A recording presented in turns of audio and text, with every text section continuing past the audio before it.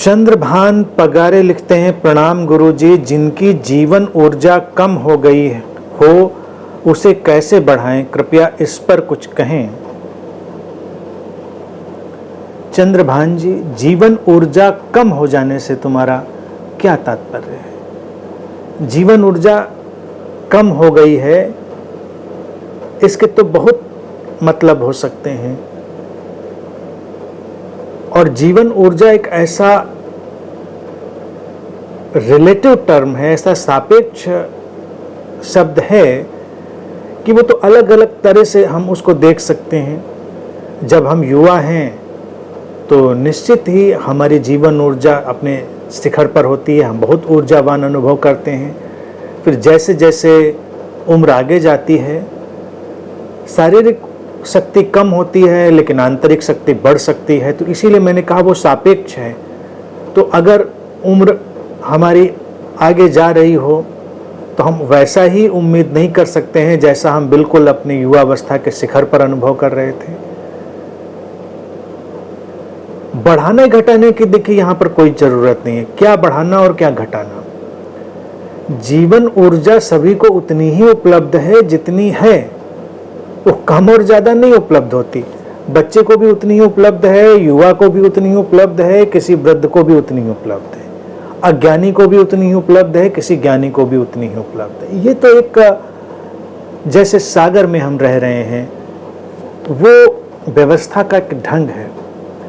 अब जिस शरीर मन को जिस समय जैसी आवश्यकता होती है उस अनुसार वो ऊर्जा उसके भीतर से प्रकट होकर या जीवन का रहस्य प्रकट होकर अपना काम करता है। ऊर्जा शब्द जब आ जाता है तो ऊर्जा शब्द भी थोड़ा डिसेप्टिव हो जाता है, क्योंकि ऊर्जा शब्द से फिर हम किसी पावर हाउस और पावर बैंक की तरह भी सोचने लगते हैं कि भाई पावर बैंक डिस्चार्ज हो गया है तो उसको चार्जिंग पे लगा देते हैं तो फिर से वो चार्ज हो जाएगा। तो ये वो वाला ऊर्जा नहीं है जो हम कहीं पैदा करते हैं पावर हाउस में कि ऊर्जा आ रही है, ऊर्जा आ रही है। जीवन ऊर्जा जीवन को संचालित करने का एक रहस्य है, इस बात को ध्यान रखें हमेशा। और जो ये शक्ति की तरह ऊर्जा दिखाई देती है वो केवल उसका एक हिस्सा है। तो जब हम वास्तविक जीवन ऊर्जा से जुड़ते हैं तो जीवन के रहस्य से जुड़ते हैं, जिसमें हमारे शरीर मन से जो आवश्यक होता है, जितना आवश्यक होता है वो प्रकट होता रहता है।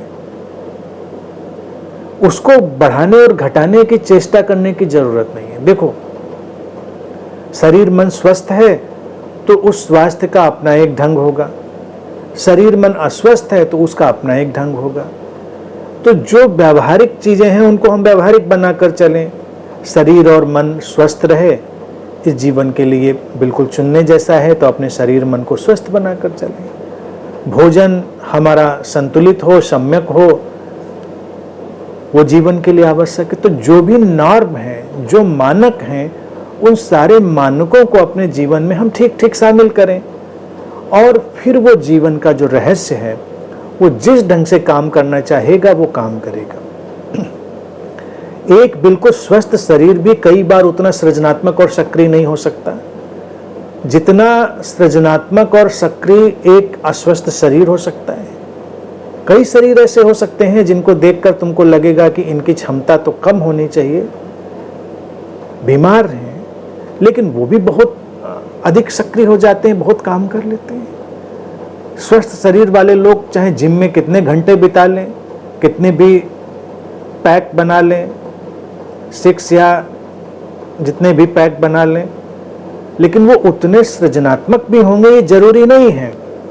तो जीवन ऊर्जा का जो प्रश्न है वो अप्रासंगिक है। जीवन ऊर्जा का प्रश्न तभी प्रासंगिक है जब हम जीवन की सृजनात्मकता के बारे में बात कर रहे हैं। जीवन कैसे सुंदर हो, जीवन कैसे शुभ हो, और सुंदर और शुभ क्या है कि जीवन में कितनी शांति उतरे, जीवन में कितनी प्रसन्नता उतरे, जीवन कितना प्रेम से आप्लावित आपूरित हो, तब तो जीवन ऊर्जा काम आई। तो इसके लिए तो हमें बहुत अतिरिक्त पावर बैंक की जरूरत नहीं है, कम पावर में भी काम हो जाता है। बाकी अगर पूछो कि बढ़ाने के लिए क्या करें, तो बढ़ना घटना तो होता नहीं, जैसे सूरज न उगता है न डूबता है, लेकिन हम रिलेटिवली उपयोग करते हैं कि सूरज उगा सूरज डूबा, वो तो अपनी जगह है, धरती परिक्रमा कर रही है तो उसमें हो जाता है। इसी तरह से जीवन ऊर्जा का, चेतना का जो प्रवाह है वो तो एक जैसा है, वो अलग अलग रूपों में परिलक्षित होता है, दिखाई देता है। लेकिन अगर फिर भी हमको लगता है कि हम उसको उभारने के लिए कुछ करें, तो अपना आहार संतुलित करें, अपनी जीवनचर्या, जीवन शैली को संतुलित बनाएं, थोड़ा योग में जाएं, ध्यान में जाएं, अपने शरीर और मन को संतुलित बनाने के जितने उपाय हैं उन सबको अपनाएं, और जीवन में ज़्यादा से ज़्यादा डिटैच रहकर सक्रिय रहने की कोशिश करें। डिटैच रहकर कैसे? कि हम बहुत ज़्यादा इन्वॉल्व होकर अपनी शक्ति नष्ट कर देते हैं और हम ऐसा अनुभव करते हैं हम एग्जॉस्ट हो गए।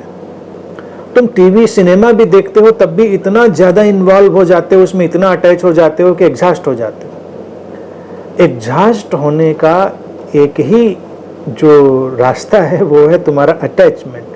जितना अटैचमेंट उतना एग्जॉस्ट हो जाना। एग्जॉस्ट जीवन ऊर्जा कभी नहीं होती, स्रोत कभी नहीं होता, हमारा शरीर मन हो जाता है, क्योंकि वो अटैचमेंट, वो इन्वॉल्वमेंट उसको डिटेरियोरेट कर देता है। तो अभ्यास करें थोड़ा डिटैच होकर जीने का, जो काम करना है पूरा करें, उस क्षण में पूरे इन्वॉल्व होकर करें, लेकिन फिर उससे हट जाएं, अलग हो जाएं। और पहला काम तो आज से टीवी देखते हुए, कोई म्यूजिक सुनते हुए ही इसको करें। अब तुमको बड़ी परेशानी, तुमको होगी इन्वॉल्व होकर अगर म्यूजिक नहीं सुना, इन्वॉल्व होकर कुछ देखा नहीं तो मज़ा नहीं आएगा। आएगा लेकिन वो अलग तरह का आनंद होगा जिसका तुमने अभी स्वाद नहीं लिया होगा। अभी का स्वाद तुमको लगता है कि बड़ा स्वाद आ रहा है, लेकिन वो तुमको थका देता है। इसीलिए जब हम ऐन्द्रिक अनुभवों को, सेंसरी एक्सपीरियंसेस के पीछे भागते हैं तो हम थक जाते हैं, एग्जॉस्ट हो जाते हैं, क्योंकि वो हर अनुभव हमको अटैचमेंट में डालता है। लेकिन हम डिटैच होकर भी बहुत सारी चीज़ें कर सकते हैं, काम पूरा, लेकिन अपने अंदर एक ऐसा तल जो कमलवत है, जैसे जल में कमल होता है कि बस आप हैं उसमें, उसके साथ हैं, लेकिन फिर भी थोड़ा सा दूर। तो ये अभ्यास करें जीवन ऊर्जा के लिए। बस इससे ज़्यादा और कोई अभ्यास नहीं हो सकता, क्योंकि मानक तो पूरे करने ही हैं, नॉर्म पूरे करने ही हैं जो है शरीर मन को स्वस्थ रखने के। उसके अलावा कम इन्वॉल्वमेंट, कम अटैचमेंट, वो धीरे धीरे तुमको तुम्हारे आंतरिक शक्ति के स्रोतों को खोलने में सहायक होगा।